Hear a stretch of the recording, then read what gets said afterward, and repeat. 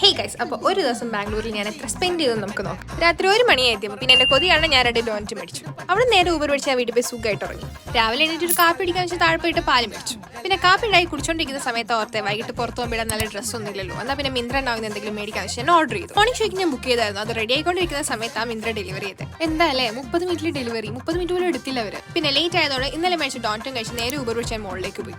Empuraan auto കാണാൻ പോയ ഐമാക്സിലാണ് ഞാൻ ടിക്കറ്റ് എടുത്തത്. ആൾക്കാർ പറയുന്ന പോലെ നല്ല എനിക്ക് മൂവി ഇഷ്ടപ്പെട്ടായിരുന്നു. അവിടെ നിന്ന് ഊബർ വിളിച്ച് നേരെ വീട്ടിലെത്തി. ബാംഗ്ലൂർ വന്നാൽ പിന്നെ ഡൊണ്ണെ ബിരിയാണി കഴിക്കാണ്ട് വിടാൻ പറ്റും നമുക്ക്. അതുകൊണ്ട് ആദ്യത്തെ നല്ല ഡൊണ്ണെ ബിരിയാണിയും കബാബും മേടിച്ചു.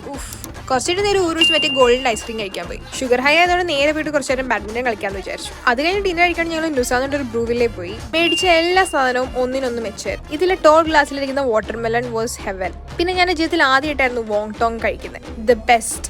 പിന്നെ ഈ കീമ സമോസ കിട്ടിയ പാട്ടെടുത്ത് ഞാൻ വായിലിട്ടതാ. നല്ല ചൂടായിരുന്നു. അപ്പൊ ഇതാണ് എന്റെ ഇന്നത്തെ ടോട്ടൽ ഷെയർ. രാത്രി പിന്നെ അവർ ഡ്രോപ്പ് ചെയ്തു.